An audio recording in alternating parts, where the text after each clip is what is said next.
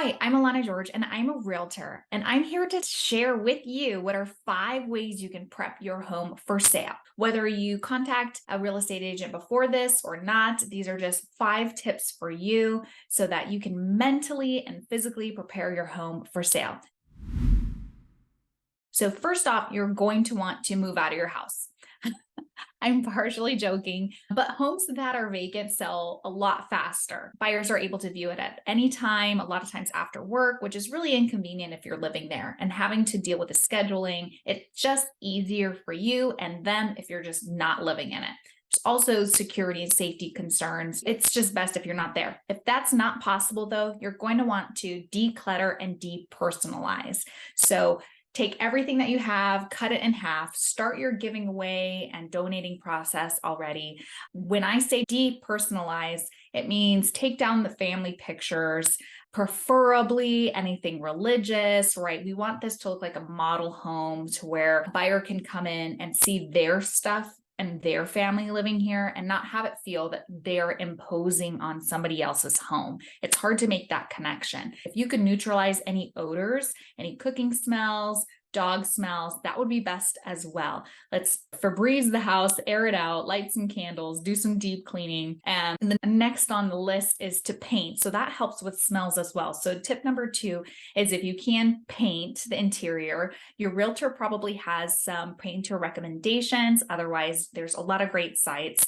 Thumbtack is one that I use to find subcontractors and handymen sometimes. And I really like that one, thumbtack.com. If you have the ability to redo your floors, that's a huge deal. If you could do one flooring throughout, again, your realtor can help you with this as well when coming to picking out flooring. Right now, a light neutral wood is in, not a yellow, not a gray, kind of like a buttery color. If you need any help picking out floors, definitely reach out to me. I hear a lot of feedback from sellers where they say, well, I don't want to pick out the finishes and doing floors like that. I'd rather just give the buyers a credit. Well, guess what? The buyers are super busy and they don't want to do it either. They just want it to be done. So working with buyers all the time and walking through homes, I know exactly what they're looking for and what's going to be most appealing to the widest array of buyers.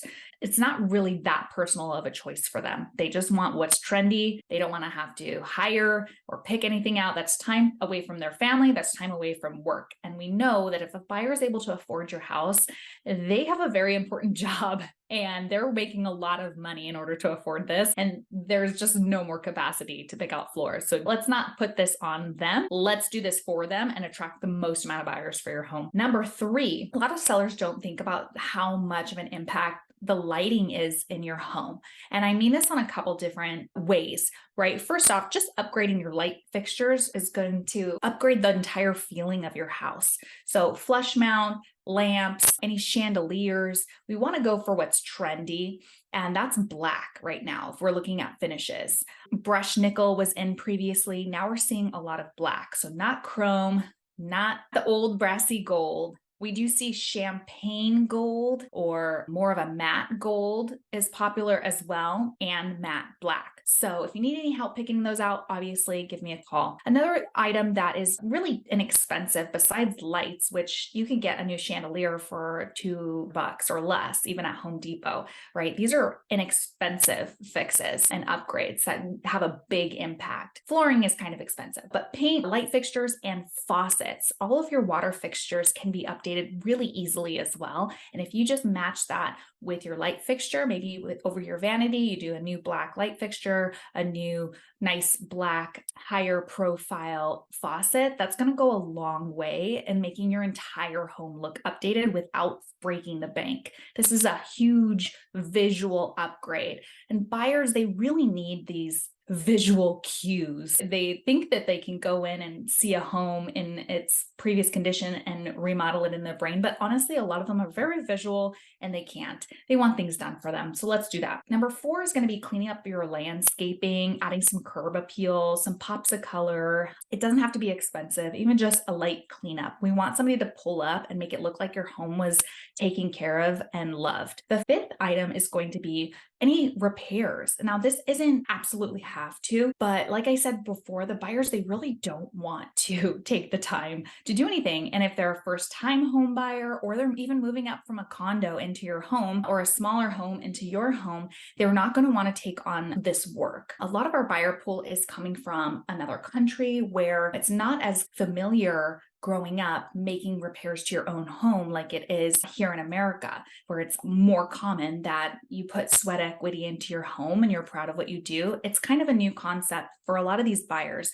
So when they see a home that's riddled with a lot of repairs, of course, as an agent, I explain to them, like, these are not red flag items, but it would be helpful if you had the time and the money. Why not deliver a home to them that is ready to go, that they don't have to worry about? Buyers are definitely going to pay a premium for that, and we want to attract that buyer.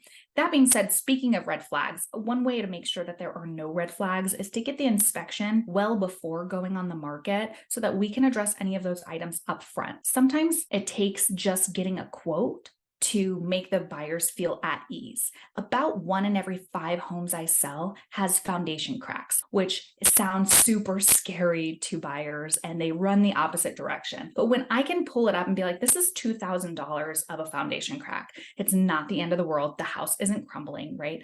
$2,000 is what they would pay for a new refrigerator. So it's not that bad. They can kind of quantify it, and it's not scary. So I hope these tips were really helpful for you. I could go on and on about this topic, but I'm trying to keep this short and sweet for you. If you have any questions about prepping your home, or you would like to sit down and discuss a full game plan, please reach out to me today. My phone number is 650-269-6675 or ageorge@intero.com. I'd love to sit down with you and discuss how to help you sell your home for the most amount of money.